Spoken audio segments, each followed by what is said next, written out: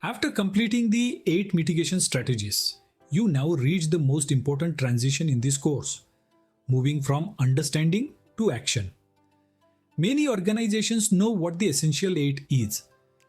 Far fewer succeed in implementing it in a way that is sustainable, proportionate, and supported by the business.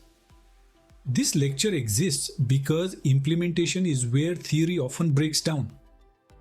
Controls make sense on paper, but real environments are messy. Systems are old, budgets are limited, people are busy, and priorities compete. Your goal in this lecture is to learn how to apply the Essential 8 without feeling overwhelmed or paralyzed. The Essential 8 was never intended to be implemented all at once. It was designed to be adopted progressively, based on risk and capability. Understanding this mindset is the key to success. If you are new to the Essential 8, the biggest mistake you can make is trying to do everything at the same time. The right place to start is not with tools or technology. It is with visibility and honesty. You need a realistic understanding of where you are today. This means identifying which controls exist, how consistently they are applied, and where the biggest gaps are. Starting small is not a failure, it is a strategy. Many organizations begin by focusing on a subset of high-impact controls, such as patching, MFA, or backups.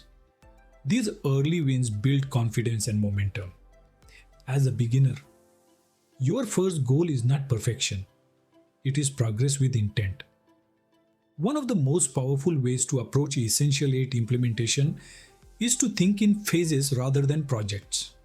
Projects have end dates, security does not. A phased roadmap allows you to sequence improvements logically.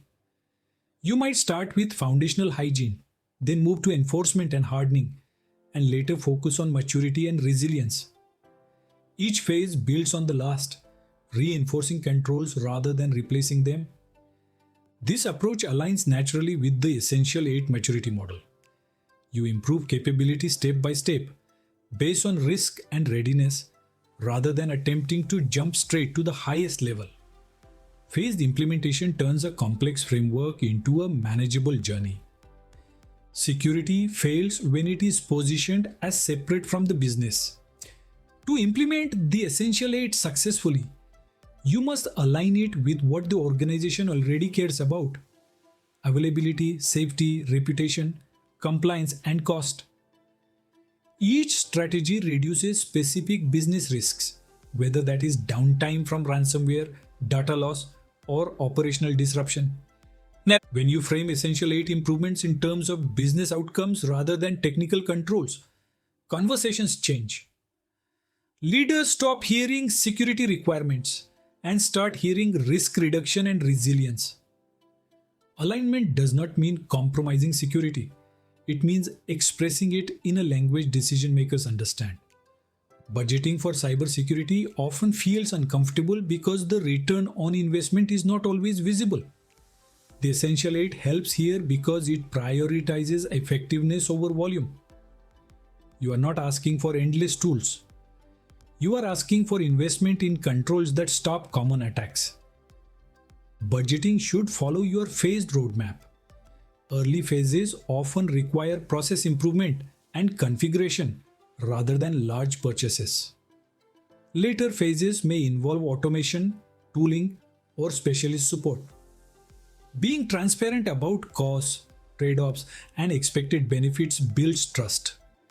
Leaders are far more willing to fund security when they understand why spending is required and what risk it addresses. Technology alone does not implement the Essential 8. People do. You need to consider who owns each control, who maintains it, and who responds when something fails. In many organizations, the same small group of people carry multiple responsibilities. This makes prioritization essential. It is also important to recognize capability gaps early. You may need training, external support, or managed services for certain areas. Acknowledging this is not weakness, it is responsible planning. Good resource planning ensures that controls are not only implemented but sustained over time. Executive support is critical, but it must be earned thoughtfully. Fear-based messaging may get attention briefly, but it rarely leads to long-term commitment. Instead, you should focus on clarity, relevance, and proportionality. Explain how the Essential 8 reduces real risk the organization already faces. Executives do not need technical depth. They need confidence that risks are understood, decisions are defensible, and progress is measurable. The Essential 8 provides a structured way to demonstrate all three. When leaders understand that this is a risk management framework, not a technology project, support becomes much easier to sustain. Implementation does not happen in isolation. IT teams, business units, finance, operations, and even end users all play a role. Early engagement reduces resistance and surfaces practical constraints you may not see from a security perspective alone. Listening matters as much as directing. When stakeholders feel heard, they are more likely to support change. When they feel imposed upon, they look for workarounds. The most successful Essential 8 implementations feel collaborative rather than enforced. Good implementation is not defined by reaching the highest maturity level everywhere. It looks like controls that are appropriate for risk, consistently applied, understood by those responsible, and reviewed regularly. It looks like fewer surprises during incidents and clearer decision making under pressure. Most importantly, good implementation feels calm rather than chaotic. Security becomes part of normal operations, not a constant emergency. By the end of this lecture, you should feel less intimidated and more empowered. Implementing the Essential 8 is not about doing everything at once. It is about starting deliberately, progressing in phases, aligning with business reality, and building support along the way.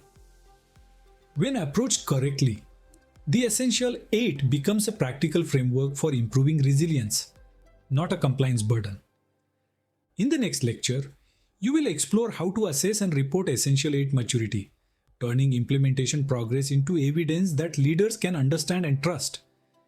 If this lecture helped you see how the Essential 8 can be implemented realistically and sustainably, please subscribe to the channel, like this video, and share your thoughts or questions in the comments. This is a free educational channel and it costs you nothing, but your engagement genuinely makes a difference.